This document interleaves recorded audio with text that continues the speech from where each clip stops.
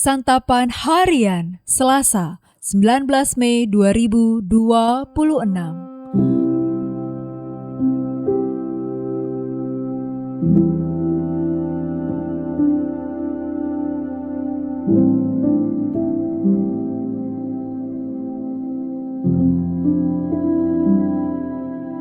Inilah program Santapan Harian, sebuah program yang mengajak Anda menelusuri isi Alkitab, agar Anda menemukan makna firman Tuhan sesuai dengan konteksnya.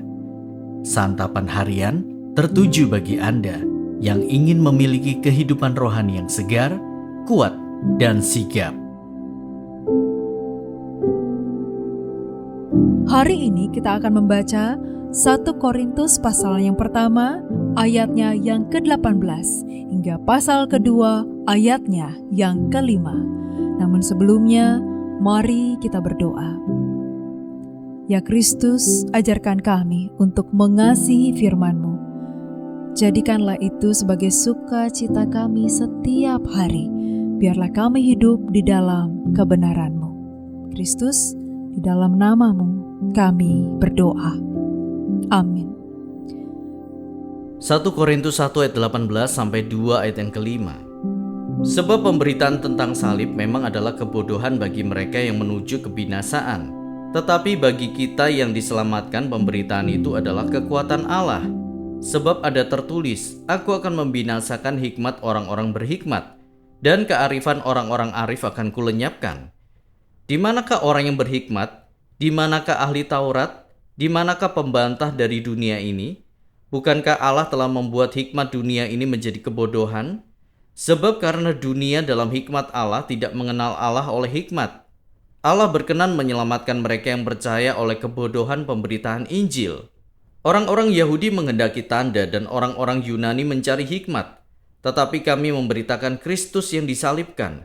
Untuk orang-orang Yahudi suatu batu sandungan, dan untuk orang-orang bukan Yahudi suatu kebodohan. Tetapi untuk mereka yang dipanggil, baik orang Yahudi maupun orang bukan Yahudi, Kristus adalah kekuatan Allah dan hikmat Allah. Sebab yang bodoh dari Allah lebih bijaksana daripada manusia, dan yang lemah dari Allah lebih kuat daripada manusia. Saudara-saudara, ingatlah bagaimana keadaan ketika kamu dipanggil. Menurut ukuran manusia, tidak banyak orang yang bijak, tidak banyak orang yang berpengaruh, tidak banyak orang yang terpandang. Tetapi apa yang bodoh bagi dunia dipilih Allah untuk mempermalukan orang-orang yang berhikmat. Dan apa yang lemah bagi dunia dipilih Allah untuk mempermalukan apa yang kuat. Apa yang tidak terpandang dan yang hina bagi dunia, bahkan apa yang tidak berarti, dipilih Allah untuk meniadakan apa yang berarti. Supaya jangan ada seorang manusia pun yang memegahkan diri di hadapan Allah. Namun oleh Dia kamu berada dalam Kristus Yesus yang oleh Allah telah menjadi hikmat bagi kita. Ia membenarkan, menguduskan, dan menebus kita. Karena itu seperti ada tertulis, siapa yang bermegah, hendaklah ia bermegah di dalam Tuhan. Demikian juga ketika aku datang kepadamu, saudara-saudara, aku tidak datang dengan kata-kata yang muluk atau dengan hikmat yang tinggi untuk menyampaikan rahasia Allah kepada kamu. Sebab aku telah memutuskan untuk tidak mengetahui apa-apa di antara kamu selain Yesus Kristus, yaitu Dia yang disalibkan. Aku juga telah datang kepadamu dalam kelemahan dan dengan sangat takut dan gentar. Baik perkataanku maupun pemberitaanku tidak kusampaikan dengan hikmat yang meyakinkan, tetapi dengan bukti kekuatan roh, supaya iman kamu jangan bergantung pada hikmat manusia, tetapi pada kekuatan Allah.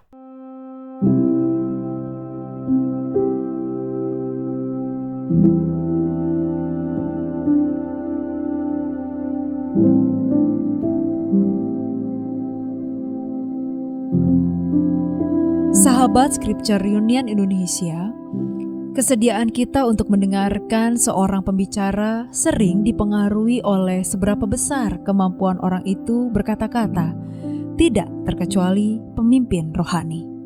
Semakin bagus retorikanya, semakin besar kepercayaan kita. Paulus dengan sangat tegas mengatakan, orang percaya tidak akan pernah menggunakan hikmatnya untuk mencari bukti atau pembenaran manusia. Bagi mereka, Injil adalah hikmat Allah yang berbeda dengan hikmat manusia. Tidak ada satupun manusia di dunia ini yang dapat mengenal Allah dengan hikmatnya sendiri. Sepintar apapun manusia mencari bukti dan pembenaran, ia tidak akan pernah bisa mengenal Allah dengan benar tanpa Kristus.